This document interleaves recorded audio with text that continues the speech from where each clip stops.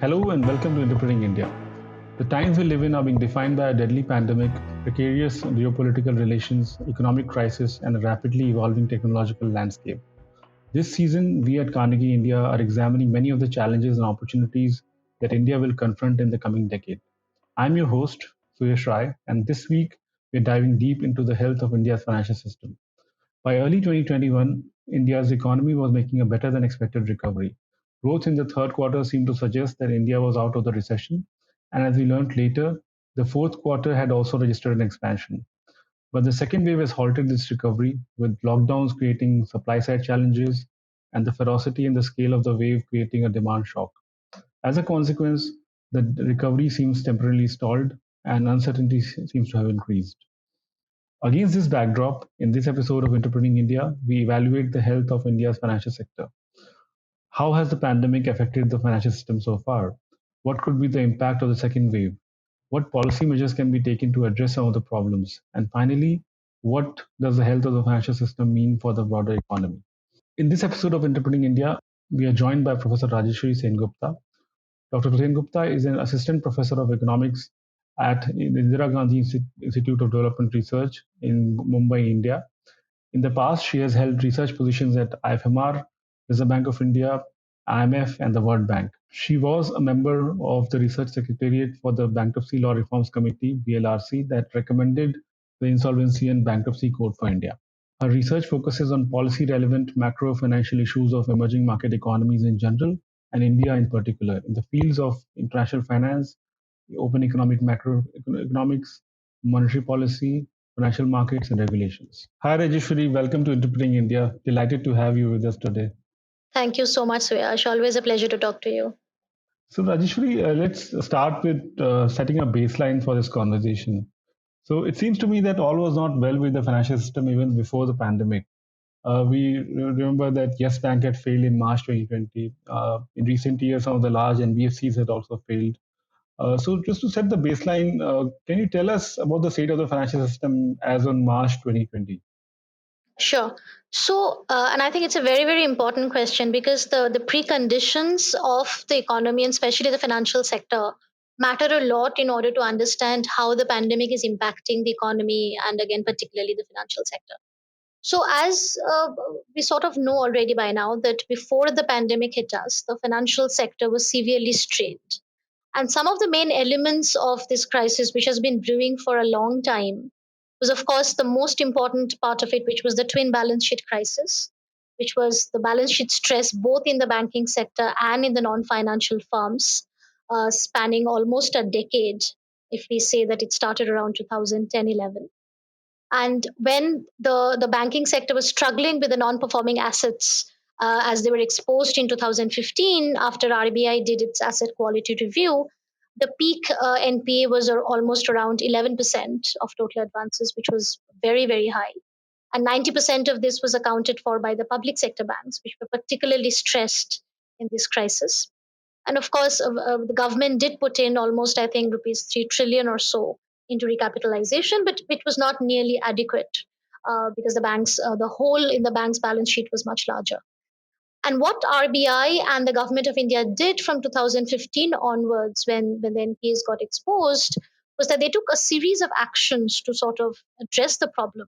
But many of these actions also tantamount to penalizing the banks. So they put the weakest banks into what was called the prompt corrective action framework, which prevented the banks from expanding their books.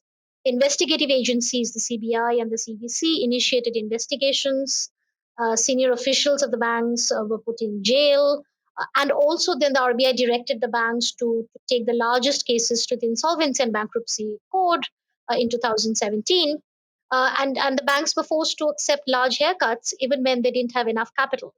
So the banks went through a really tough time starting 2015 onwards. And of course, on the other side of the crisis, it's a twin balance sheet crisis. The other side of the crisis was the non financial firms who were severely stressed.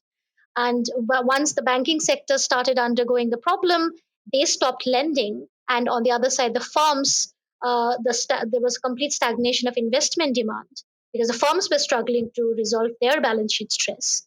So there was neither a credit demand nor a credit supply. Both from the demand and the supply side, it plummeted. In fact, If you look at some numbers, the total share of banks, banks have been the biggest provider of credit in the country. The total share of banks in commercial credit peaked at around roughly 60-62% in 2014. It was just before the AQR. And then it was down to 35% or less by 2018. So in just 4 or 5 years, the banks completely withdrew from the commercial credit space. Now, what happened was that this space was then taken over by the NBFCs and the bond market because they stepped in a big way. Mutual funds, also mutual funds got a lot of liquidity because of demonetization, all the deposits coming into the system, and the NBFCs and the bond market stepped in a big way. So they started lending a lot. But once again, as we know, that came to an end too in 2018 when infrastructure leasing and financial services, the big NBFC ILFs defaulted. And that sent shockwaves through the bond market and the mutual funds. Credit spreads skyrocketed, cost of borrowing for the NBFCs went up significantly, and banks were forced basically by the RBI to lend to the NBFCs, which is when we saw a little bit of an uptick in banks' share of commercial credit. But that didn't really mean that banks were lending to investment to firms per se. And then, of course, as you mentioned, that we had some of these individual episodes of problems. We had Yes Bank, we had Punjab National Bank, a big scam. We had DHFL defaulting. We had recently Franklin Templeton Mutual Fund problem. So all of these problems basically meant that for a long period of time, the financial sector was almost in a systemic crisis. And by any definition of systemic crisis, I think this would qualify as one. Except the problem in India is that because such a large portion of the financial sector, especially banks, is owned by the government, we don't ever see a bank failing.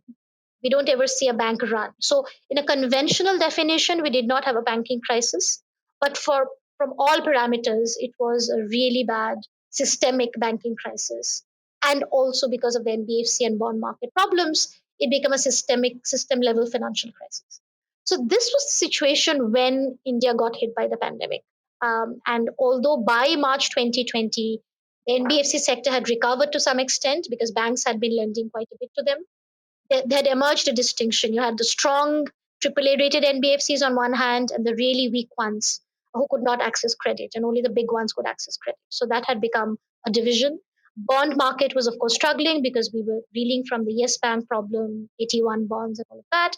And the banking sector still was in this very heightened risk aversion mode because they had faced a lot of problems over the last few years. So, this was the scenario in which India got hit by the pandemic. And of course, growth wise, we were doing very badly because GDP growth was down to around 4%. So clearly, it was not a very good scenario to be hit by a pandemic, which is like the biggest shock in a century. Yeah, so thank you for this. This actually sets the baseline quite nicely. But just a follow up on this, that as you said, that in some ways the NBFCs had recovered to some extent, but as we know that the resolutions of some of the failed NBFCs like NFS were still underway, and the bank balance sheet repairing process was still going on, because if you see the trend line of NPAs in banks, there had been a steady decline, but it's still a fairly high level of NPAs before the crisis hit. So first, let's talk about how the resolution process or the process of solving these problems may have been affected by the fact that the pandemic hit the Indian economy. Right. So when we think of resolution, let's look at it in the from the perspective of two bins. So one is the resolution of financial firms, and then one is the resolution of non-financial firms. Because what happened in the last 10 years of crisis is that both the sectors got very badly affected. When it comes to the non-financial firms, of course, till 2016, we were depending upon all kinds of restructuring schemes initiated by the RBI, we had the CDR, SDR, etc., but it was not really working very well, as we all know by now.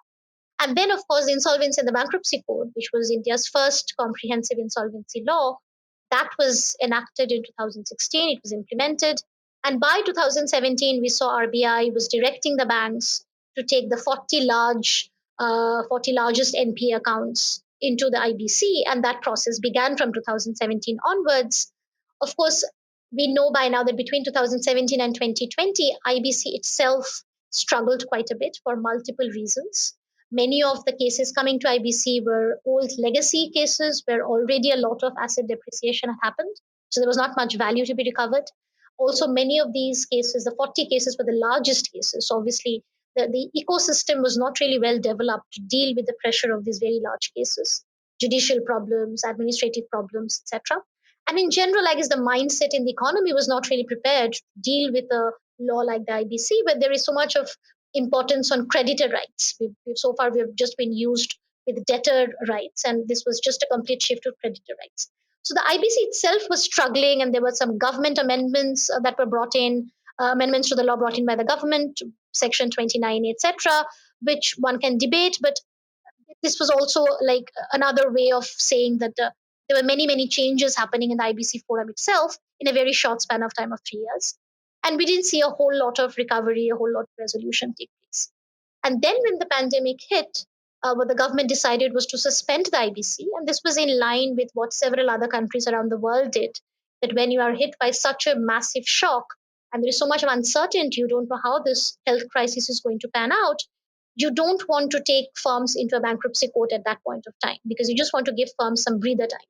So the government suspended the IBC for the first 6 months and then extended it to 1 year.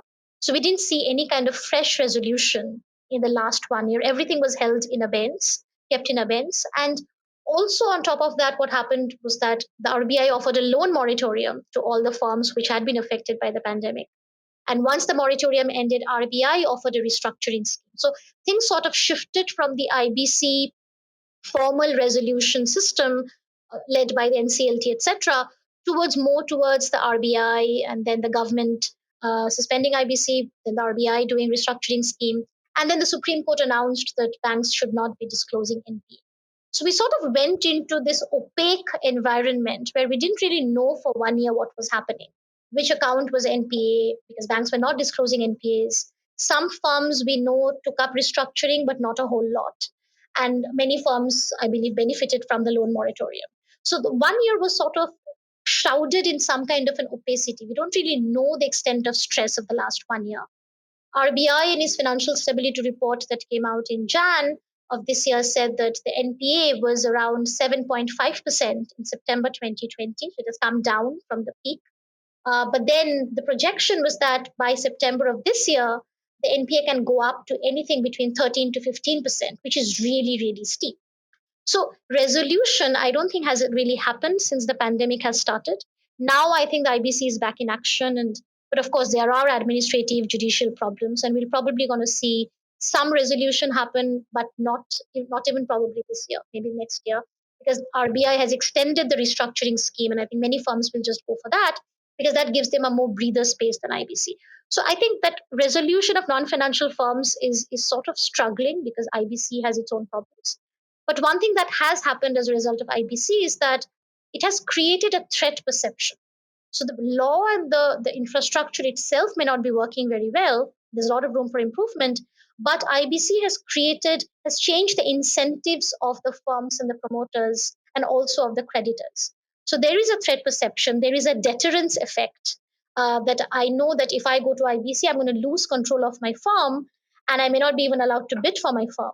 So then firms are doing a lot of M&As, they're inviting private equity. So they're doing a lot of off the court of IBC transactions and resolutions, which is not bad either. I mean, end of the day, we just want firms to sort themselves out. And I think quite a bit of that is happening. So that's on the non-financial firms. And then and of course, mind you, these are mostly large firms or big firms. On the MSMEs, I think the situation is still not as good. Although RBI has now extended restructuring scheme to really small firms as well. And we have to see how that goes.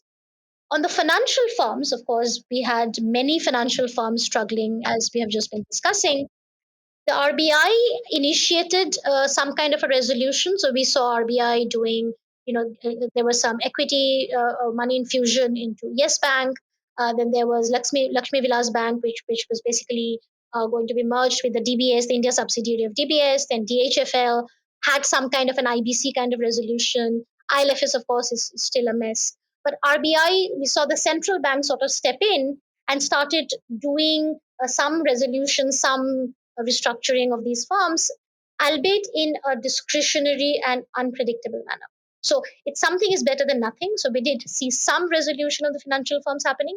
But because we don't have, and as you know very well, we don't have the FRDI bill, and we don't have a resolution corporation, it's not happening in a systematic manner as might happen for non-financial firms, right? So the central bank is doing something, but there are inconsistencies which generate its own risk. But again, something is better than nothing in the current scenario. Yeah. So, if I'm hearing you right, what you seem to be saying is that we had a decade-old balance sheet crisis, and which was being resolved gradually within our system. A new law, IBC, was in place. Some ad hoc resolutions were happening of financial firms also, and these seem to have been stalled substantially by the pandemic, the policy responses to the pandemic. And what we know generally from experience of bankruptcies is that if there's more time elapses, the recoveries actually fall because the values, go down over time of the assets that are supposed to be resolved. So possibly the legacy issues that we inherited before the pandemic came would have been even exacerbated because of this crisis. Now, coming to what happened because of the crisis. So let's talk about the period between April 2020 and March 2021. This is before the second wave actually hit us in a big way. So in this 12 months, I know you said that there's opacity about what may have happened. It's not, we don't have full data because of the moratorium, because of the restrictions on classification of bad loans. But what do you think may have happened, especially from the point of view of credit risk for NBFCs, banks, bonds, in terms of what could have been the pathways of impact, and what are we likely to see because of this last 1 year of being in 3 months of lockdown, 2 quarters of recession, and so on? Right. So let's go one by one. So let's talk of the banks, and then we talk of NBFCs, bond market, and maybe some firms, etc. So for the banking sector, as we've been discussing, that because by the time the pandemic hit, the banking sector was already reeling under very severe risk aversion, and the credit growth had gone down significantly.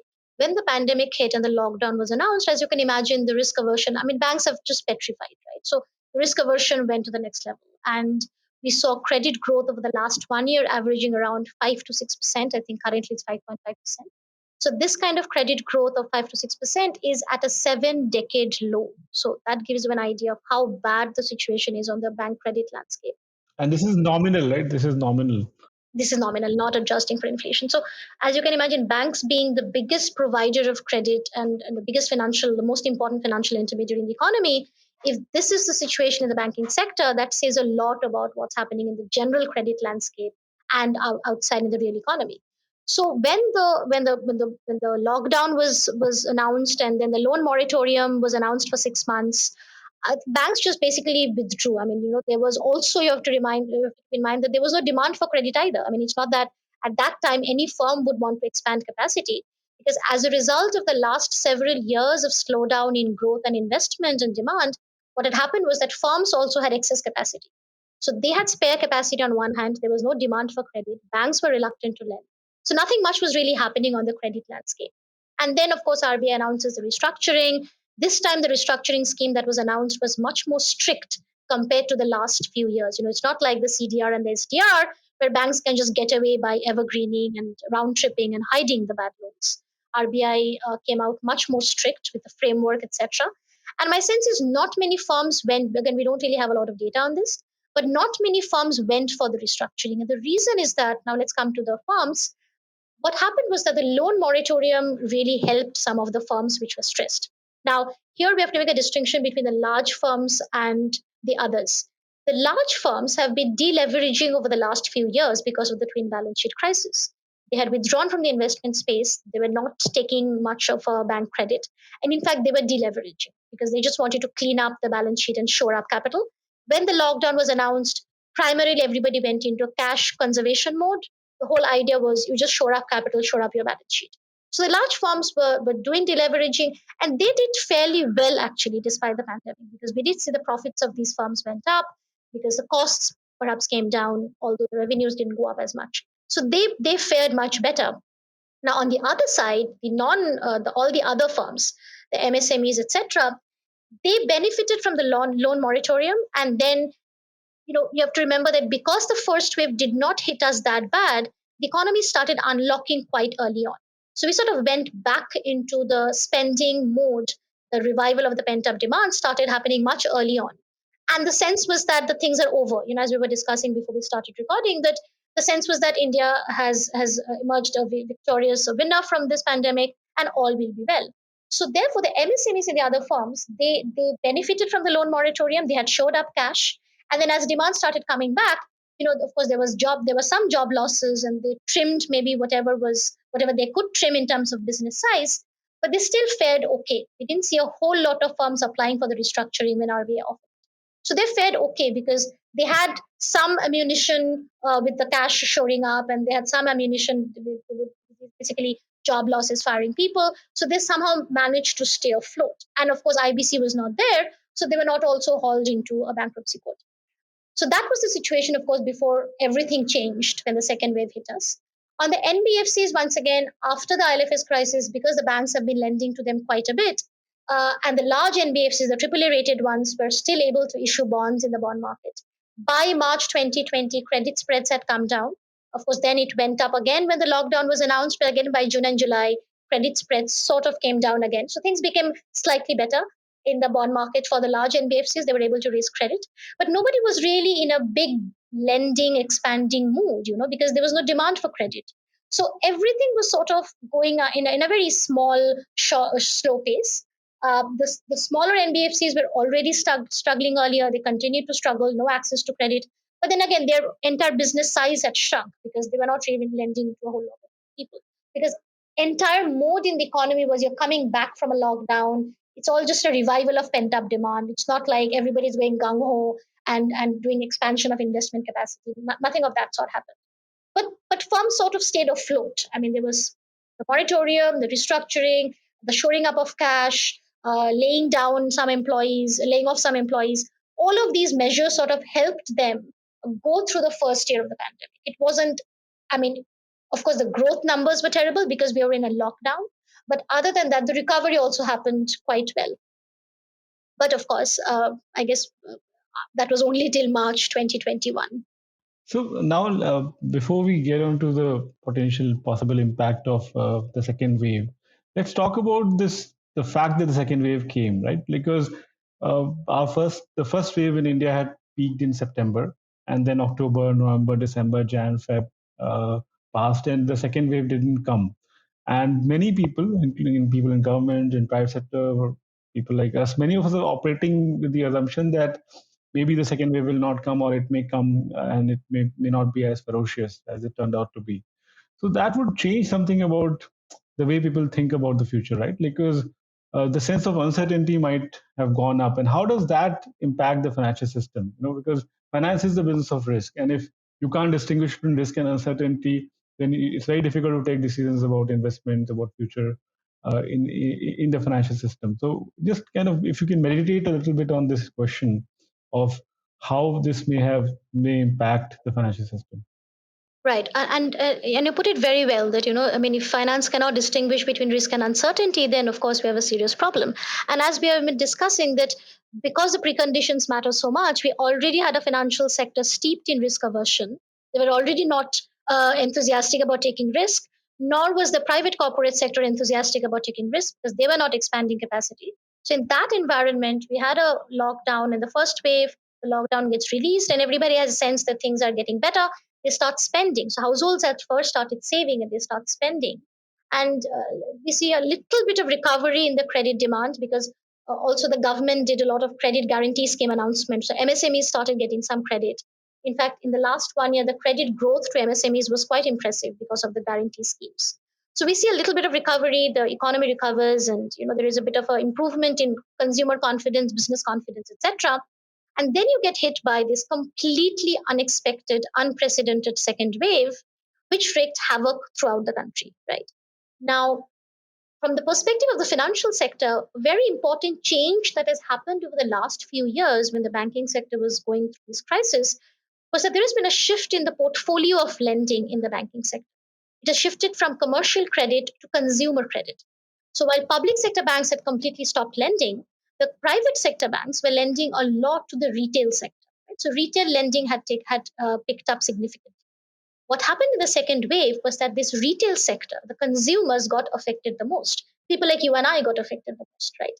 So when that happened, of course, the household balance sheets got damaged because we have medical expenses. There have already been some job losses, income losses. There is uncertainty, very, very high uncertainty going forward. So, of course, households are not spending, their balance sheets have been damaged, and they have taken loans from the banking sector over the last few years and maybe even over the last 1 year. So the retail sector being hit by the second wave, I think, is a very, very serious problem because, in some sense, it is easier to resolve damaged balance sheets of the corporate sector because you still have an IBC, a restructuring scheme of RBI, etc. But damaging for repairing the damaged balance sheets of the household sector is very, very difficult because, of course, we don't have a personal insolvency law. RBI has announced some restructuring for loan individual borrowers who are for borrowed business, but how many of the people are even aware of how to do this, right? It's probably not going to work as well. So I think a big, big impact of this second wave has been this shock to the retail borrowers, the retail household sector, the consumers. And to the extent the banks are exposed to the retail sector, the NBFCs are exposed to the retail sector. I think that's going to be a very, very high increase in NPAs going forward, which is probably why RBI has also, even before the second wave hit, the assumption was that the NPAs are going to go up to 14% by September this year. My sense is it will go up by even more because of these retail defaults that we might see. Also, what has happened is, as you correctly pointed out, is that because of the second wave, we just hit us out of nowhere when we thought that we were sort of invincible. Now the uncertainty and the risk aversion has become really, really high. So also coupled with the fact that vaccination has been taking place at such a slow pace, we just don't know when this pandemic is going to end. We see in other countries like US, UK recovering, but in India, we absolutely have no idea when the pandemic is going to end and when recovery is going to start. So, in that kind of a situation, as an investor, as a firm, of course, I'm not going to do anything. I mean, forget about expanding any capacity. I'll just maintain status quo as much as possible and shore up capital and shore up cash. And as a bank, as a financial sector, as a creditor, once again, I'm even more petrified now than what I was last year. So there is no question of the banks lending, irrespective. And the irony is, we are historically in a very, very low interest rate environment. The central bank has lowered the interest rate to 4%, the lowest ever. And yet, in this very low interest rate environment, we are not seeing any pickup in the credit growth because there is no credit supply and no credit demand. So basically, there is nothing that is moving in the economy right now from the financial credit perspective because of this heightened uncertainty, heightened risk aversion, which my sense is going to continue for a while till we see that vaccinations have increased and people are really confident about going out and about and spending without fearing mutants, variants, third, fourth, fifth wave, etc. And my sense is that's going to take a few more months, if not longer. Until then, we will just be in this status of high uncertainty, high risk aversion from the entire financial sector, bank, NBFCs. Bond market is a different story altogether because we know that RBI is a very big participant in the government bond market now. In fact, it owns 70% of the benchmark 10-year government bond paper. And other than that, I don't think there's anything really happening. There are some large corporations issuing bonds in the bond market, but they're primarily doing it probably to just, they're issuing the bonds and using the money to repay the bank loans because they want to deleverage on the bank credit side. So that's the only movement that is really happening in the bond market. So there is a sort of a stalemate, there is a stagnation. And while we may see a little bit of revival of pent up demand as local lockdowns get restricted, but the general uncertainty and risk aversion is probably not going to go away for quite some Yeah, well, I remember reading this paper that you co-authored with Harshvardhan on comparing the 90s banking crisis with the one that we were in before the pandemic hit. And interesting point you made is in the 90s crisis, we could actually grow out of the crisis, right? Because if the balance sheet is growing rapidly, then the numbers of bad loans, the percentage start looking smaller, and you can absorb the losses over time. But if the growth actually slows down and we are in this what we call stagnation relatively, then the same NPAs will start ballooning up as a percentage of the balance sheet, and you'll have difficulty absorbing the losses, right? And one thing that we are seeing in this time is also that small town and rural areas are very badly affected. Now, moving on to what can be done to address some of these problems. So, policy instruments that are available with us. So, in this budget, we saw that only about 20,000 crore rupees were earmarked for bank recapitalization. Even if you take the scenarios that RBI had put out before the second wave hit, it seemed like anywhere between 13.5 to 15% NPAs were expected by September. Possibly because of second wave, the NPAs maybe went larger. And then how is this going to be resolved? So somebody has to absorb the losses. It has to come from the from capital. And if RBI's government has only provided 20,000 crore rupees, set up an asset reconstruction company which has almost very little capital right now, what can be done? Right. And I wish I really had a good answer for this, because I guess we're all struggling to figure this out. But you made some very important points. So one is that on the recapitalizations, of course, we know that the banks, even if they have not been lending a lot to the industry, to the corporate sector, but still they are going to face very high NPAs, most likely from the retail sector. Right? So there's no running away from it. That NPAs will skyrocket significantly, and my sense is much more than the 15% that RBI has estimated. And and and the and the recapitalization amount announced in the budget is just like a droplet in the ocean, right? It's not going to do anything. So my sense is what probably is going to happen is that, as we have seen in India time and time again, is there will be delays, and there will be hiding of the bad news under the carpet, and there will be delays in disclosure of NPAs, and there will probably be more restructuring schemes that will be offered, simply because the banks are no longer in a position to disclose the bad news and the NPAs because they don't have the capital. I mean, we have already gone through that saga once when AQR was done. On one hand, it was good. The banks were stripped naked and all the bad news came up. But then what? There was no capital. So when you can't recapitalize the banks and all the bad news is out there, then what's the next step? Banks are obviously going to start incurring losses. So now, once again, we find ourselves in a similar situation. And I think this, my sense is that we will not disclose NPAs or the defaults in the next 1 year or so. We will not see any resolution. We will sort of try to delay it as much as we can till the growth starts recovering a little bit. And then the banks can sort of, as we were mentioning, not as much as, of course, in the 2000s, but start growing a little bit out of the crisis. If there is a little bit of recovery in the credit demand, credit growth, then the NPA problem can start looking less severe. So my sense is things will sort of be kept under the rug for a while, simply because the government is not committing the capital that is required, given that 70% of the banks are owned by the government. Also, mind you, that much of the problems is also in the private sector banks this time, because they have been significantly exposed to the retail sector. The good news there is that the private sector banks are doing relatively well on capital adequacy, and they are able to raise capital in the market. So I think they are not going to be facing as much of a problem.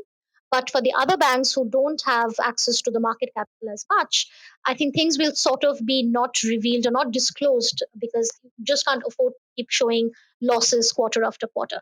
Now, that is, I think, what's going to happen on the banking front.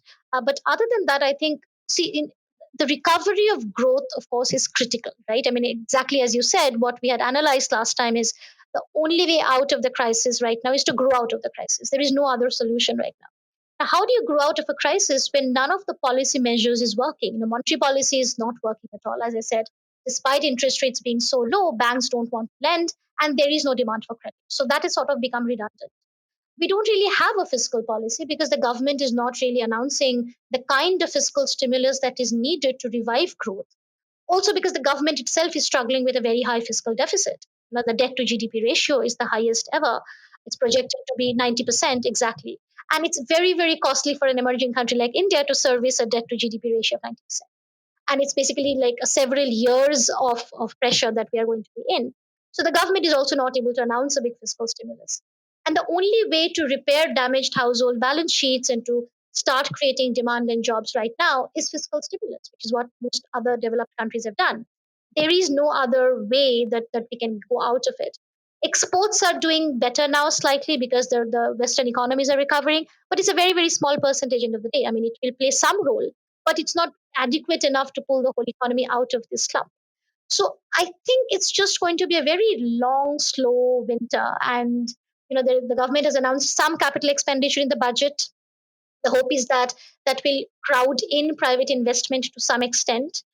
Maybe that will generate a little bit of credit demand, a little bit of credit growth.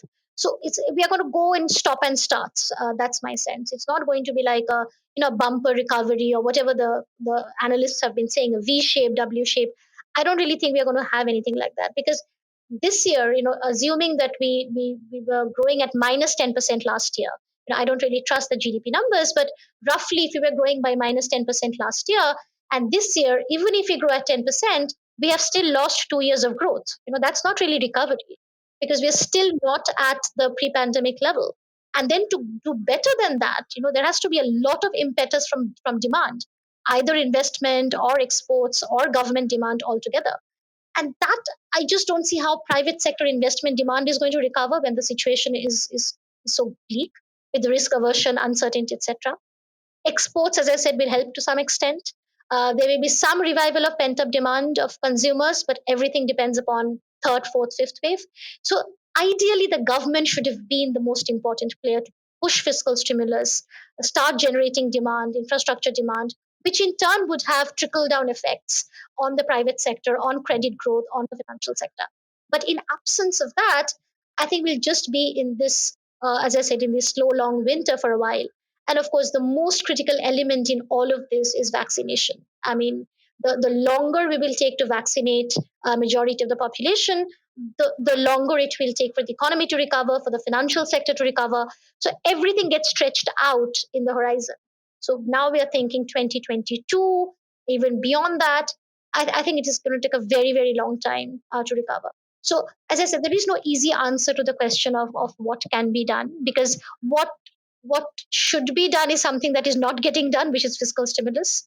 The other policies are not effective. The government has announced, I mean, of course, there are reforms, but now is not really a time. I know many people say crisis is a good time to do reforms. I just don't think this crisis is ideal for doing reforms, because everybody is in such a risk averse, uncertain mode. You don't want to keep shocking the system anymore by announcing more and more reforms right now. So, I mean, for example, the government announced privatization, two banks privatization in the budget, but we all know that it's not going to happen tomorrow, right? It's going to take a very long time for that to happen. I mean, we're still waiting for LIC to go public. That hasn't happened. Banking regulation fixes, again, we have been talking for a while. Improved governance of PSU banks. These are all things that need to be done. Putting IBC back into action properly. We all know the laundry list, but it doesn't get done when you are struggling to deal with this very big crisis. Yeah, but if you do reforms in this time, maybe they'll serve you better later. But you can get them done now. But on this fiscal issue, I mean, I think the government strategy was to focus on recovery this year, because last year's bulk of the fiscal expansion we saw last year was on revenue expenditure, so focus was on relief. This year, the expansion was primarily towards capital expenditure, at least in the budget. And if this second wave hadn't happened, perhaps we would have seen at least some part of that strategy being implemented, and it would have perhaps provided a stimulus to the economy.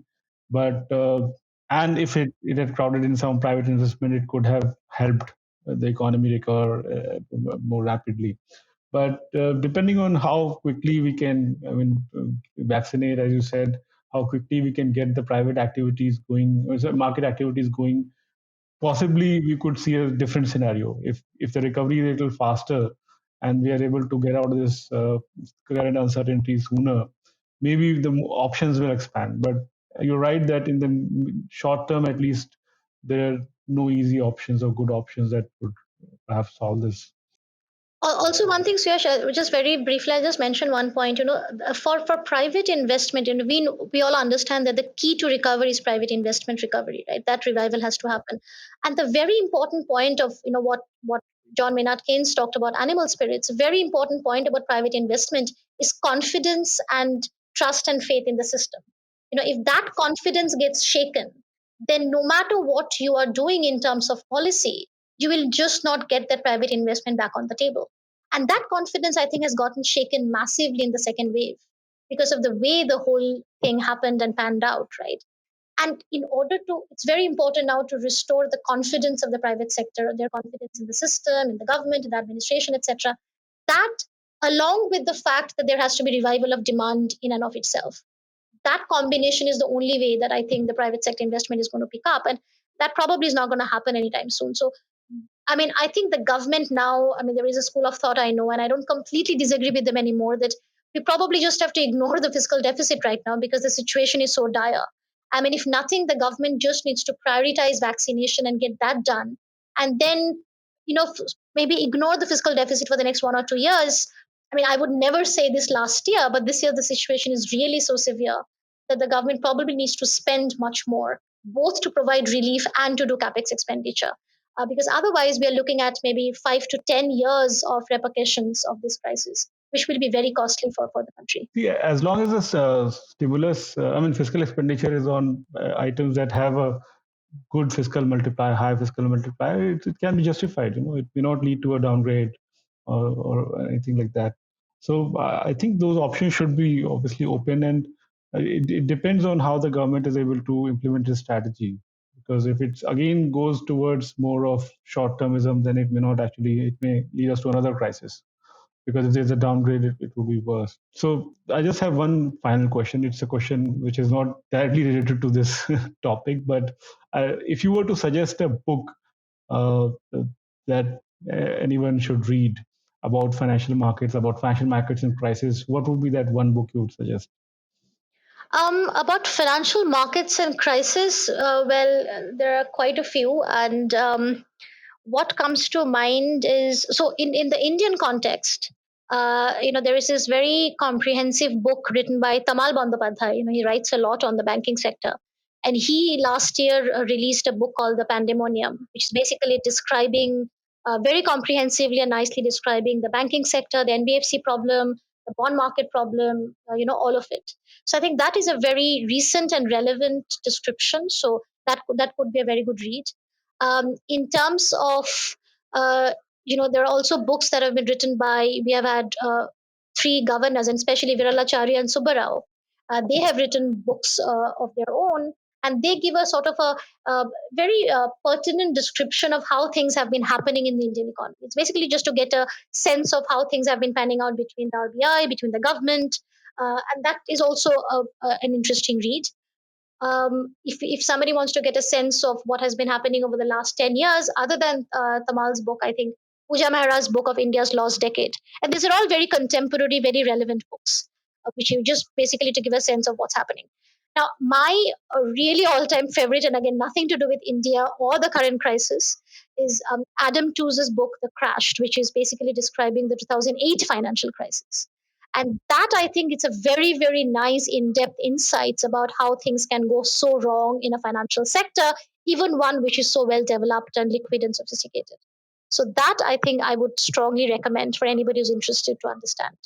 And I'll stop at that. I could go on. There's a long list, but some contemporary ones to understand Indian financial sector, and then this one book on the 2008 global financial crisis, which I think I really enjoyed reading. Thank you, Rajeshwari, for those excellent recommendations. I've read most of these books, and they are very good, I must say. Thank you for taking time to talk to us today. Thank you for sharing these insights. This gives us a very interesting, comprehensive perspective, albeit a little bleak, but such are the times we live in. Yeah. Thank you. Thank you so much. Thank you, Suyash.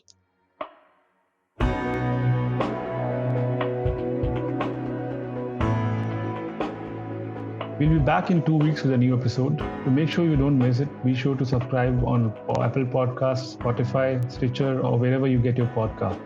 To learn more about our research and team, you can visit us at carnegieindia.org. You can also find us on social media on Twitter, Facebook, and Instagram. Thank you for listening. See you next time.